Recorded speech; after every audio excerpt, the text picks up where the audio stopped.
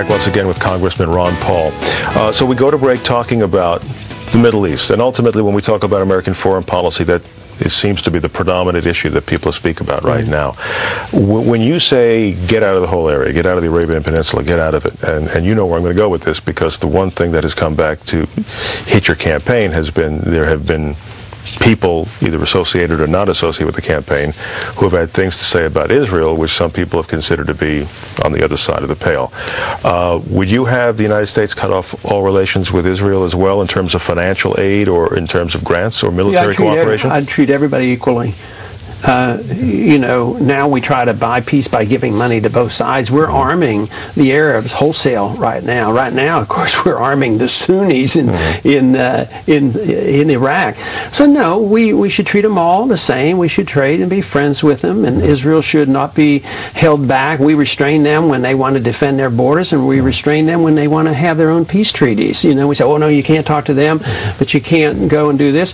But Israel's very capable of taking care of themselves. Matter of fact, I think they would be actually stronger because they could make their own decision. You know, just recently, of course, we probably participated, but Israel thought it was in their interest to bomb a site that they considered was a threat in Syria. Not that I thought it was the right thing to do, but they had the right to do it, the same way as I defended their right to bomb the nuclear reactor back in the 80s in Iraq. So, and then they have nuclear weapons, probably 300 of them.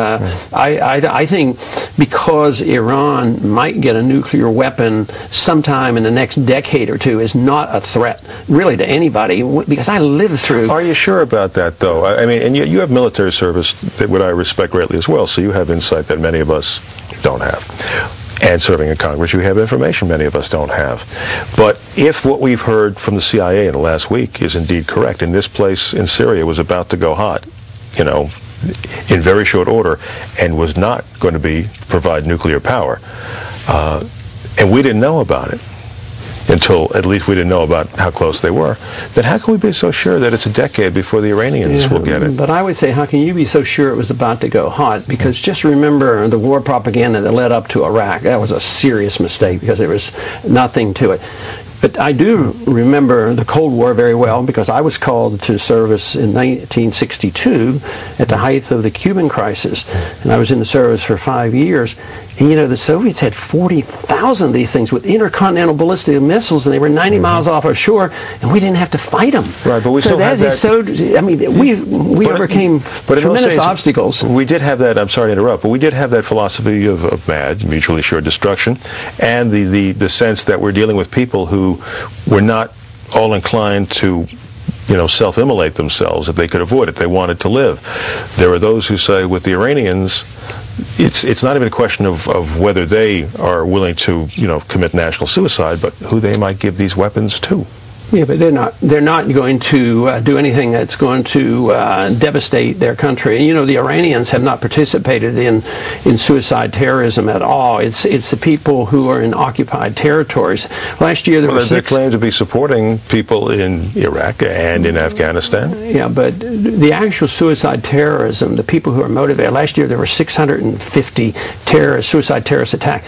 550 of them were in Iraq and Afghanistan. Two places that we have occupied.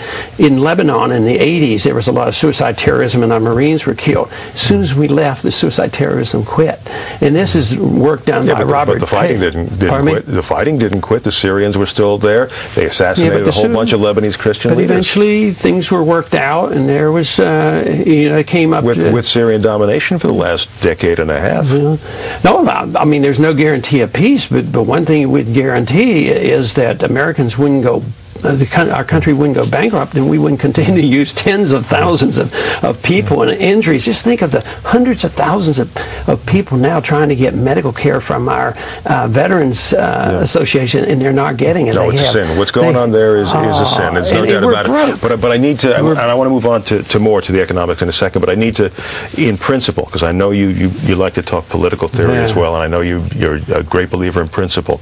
Does the United States have a moral obligation to use force to intercede when it perceives genocide or something akin to that is in the works? As an individual, maybe, but not as a country. I don't have the constitutional or moral authority to take you or your children and say, well, there's a problem in Africa or there's a problem in the Middle East, and use force to take your money or your kids to do something good.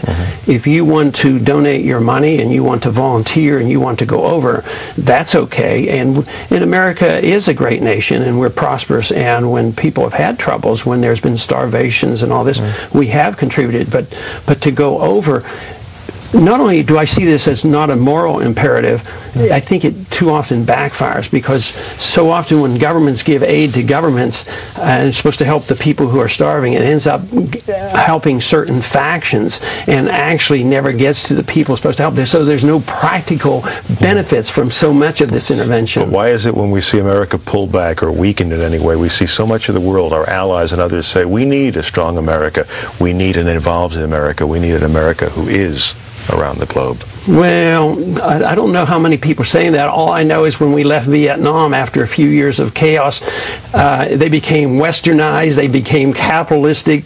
China became our banker. We traveled to Vietnam after 20 years of the French and Americans fighting and telling the Vietnamese how we want them to live. It didn't work.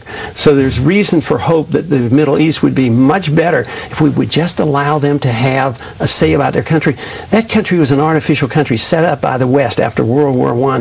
The Iraqis have never had a chance to devise their own borders over there. Who knows, if we wouldn't have done anything, or the West had not done anything after World War I, there might have been 3 countries there that had been getting along with each other. So I would say try a peaceful means a long time before you try war. We only have about a minute left. Time is going too quickly. What do you do after this race is over? What, are you going to run again? Are you going to seek higher office again? Well, I've been re-elected to Congress in my primary, and I don't have an opponent, so I'll be serving in the Congress for the next 2 years. But I will probably always be interested and active.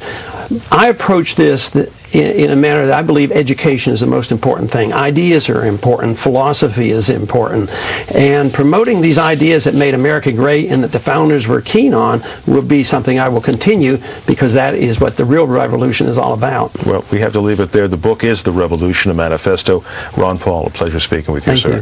Thanks a lot. Don't go away. Coming back in a couple of moments, Arianna Huffington joining us. We'll be right back.